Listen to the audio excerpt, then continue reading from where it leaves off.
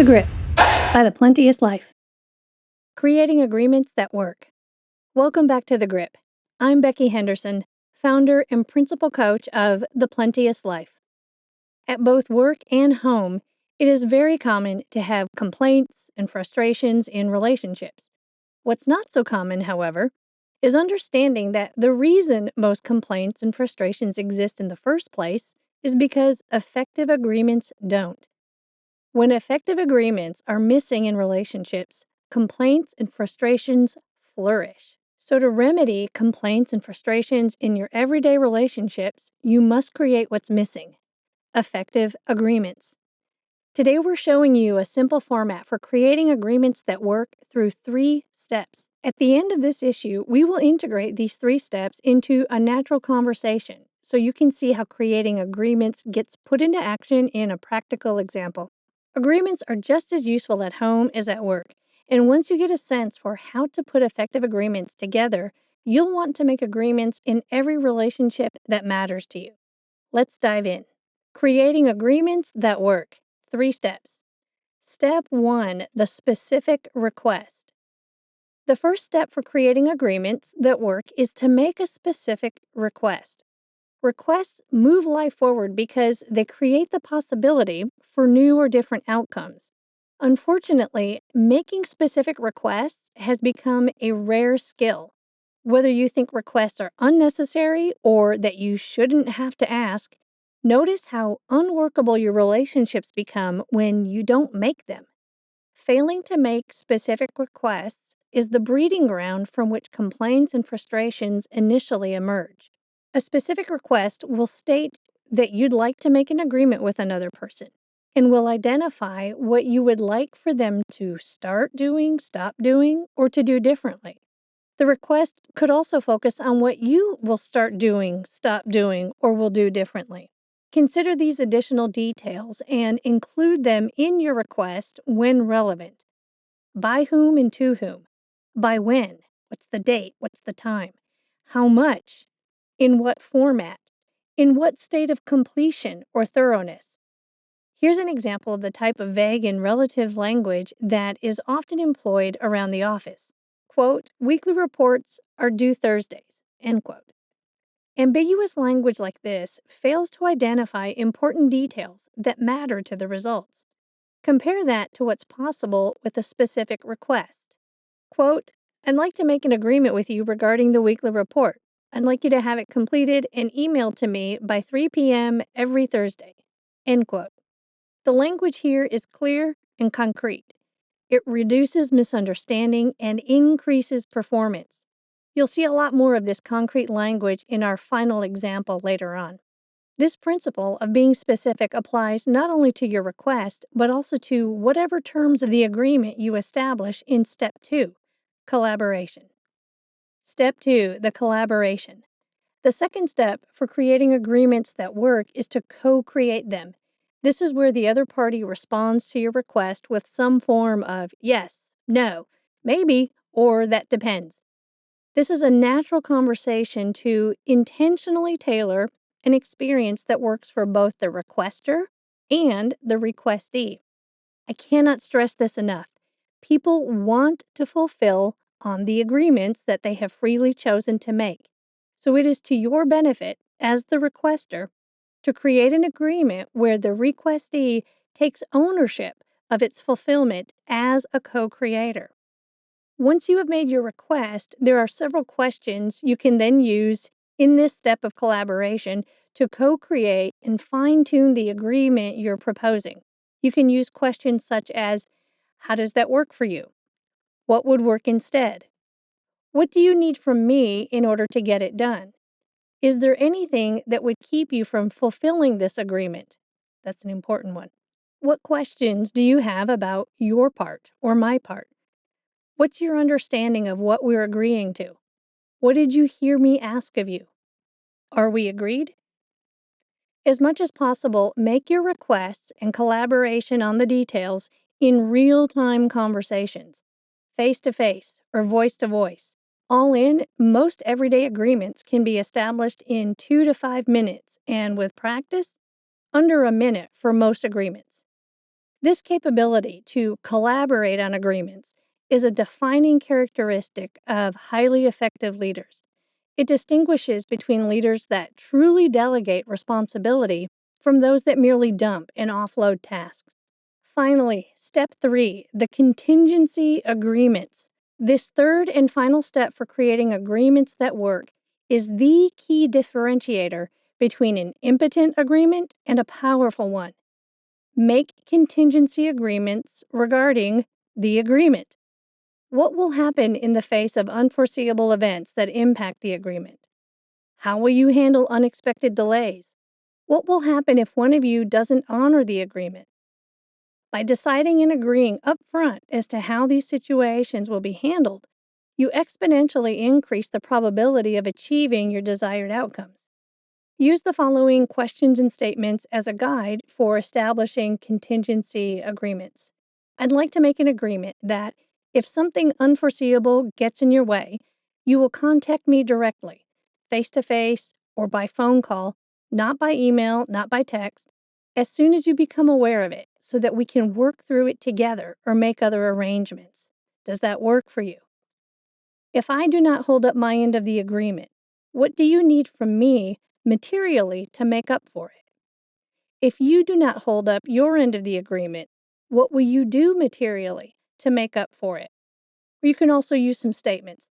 This is what I'm prepared to do materially to make up for not honoring the agreement. Does that work for you? This is what I need you to do materially to make up for not honoring the agreement. Does that work for you?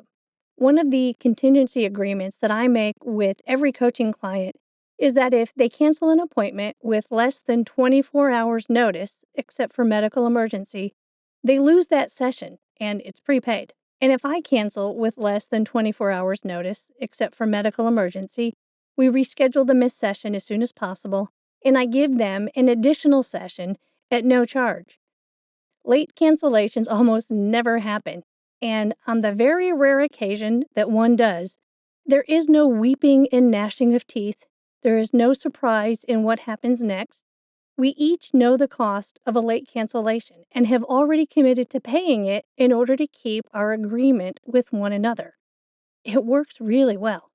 It is important to point out that making agreements does not mean you are leaving every aspect of the agreement open to negotiation. Depending on the relationship and the nature of the request, there may be portions of your agreement that are non-negotiable, such as a project deadline or requirements in personal or professional conduct. When that's the case, being clear about the non-negotiables upfront allows the other party to say yes and proceed, or to say no and accept the consequences of not making an agreement. That may mean you don't do business with someone, or an employee opts out of a promotion, or you stop spending time with a particular friend or family member. I've had several prospective clients that I've declined to work with simply because they would not commit to showing up to our appointment at the agreed upon time due to their ever fluctuating schedules. Honoring appointments is a non-negotiable for me. So I tell them, hey, great, I hear that you want to keep your schedule flexible, and that doesn't work for me at all. So that just means that you and I will not be working together. And I mean that sincerely. Now let's put the specific request, the collaboration, and the contingency agreements together into a conversation for creating an agreement that works. As we go through this example, I want you to remember that agreements are just as useful at home as they are at the office. So listen with that in mind. Here's the scenario. Joe was recently promoted to being manager at Small Business X and has since been arriving to work 30 to 45 minutes late most days of the week. It so happens that this particular company has a rigid policy for adherence to business hours. Joe's boss, the owner, recognizes that Joe always gets his work done, but is growing frustrated at Joe's apparent disregard for being on time to work.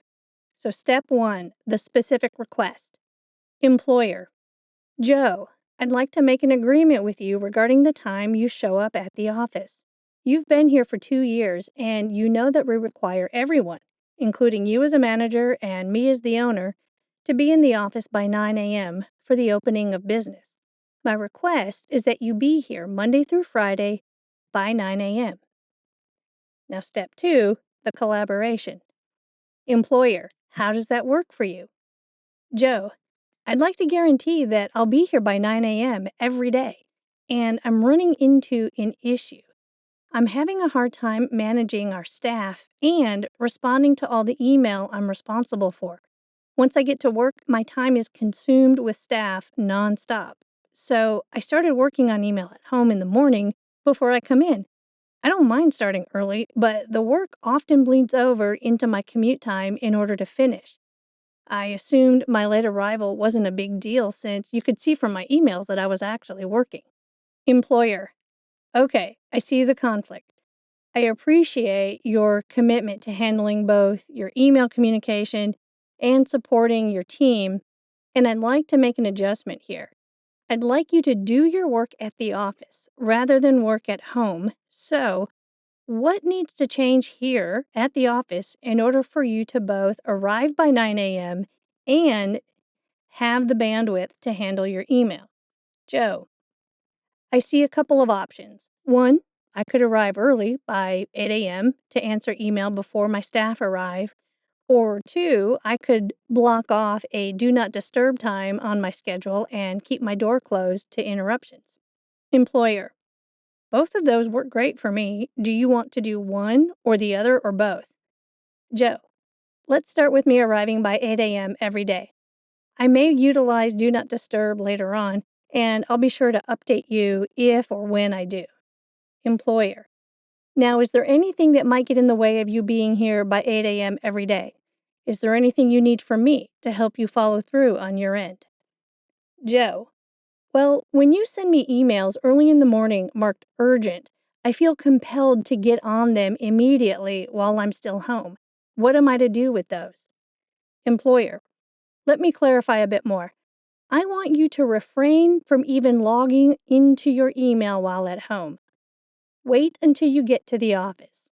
If there is ever a true emergency, I'll call you on the phone. Otherwise, even email marked urgent can wait until you're at the office. Does that work for you? Joe, yes, that works great for me. Employer, great. Now tell me exactly what you understand we are agreeing to today. Joe, we are agreeing that I will refrain from logging into email while at home and that I will arrive at the office by 8 a.m. Monday through Friday so that I can handle email before my staff arrive at 9. If I decide to employ some do not disturb blocks of time in my schedule, I will notify you before doing so. And if there is ever a true emergency on your part, you will call me on the phone. Employer, great. We are agreed and on the same page. We're almost done.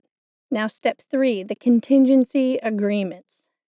Employer, lastly, I'd like to make an agreement that in the rare event something unforeseeable gets in your way from what we've just agreed to, you will call me directly by phone, not email or text, as soon as you become aware of it.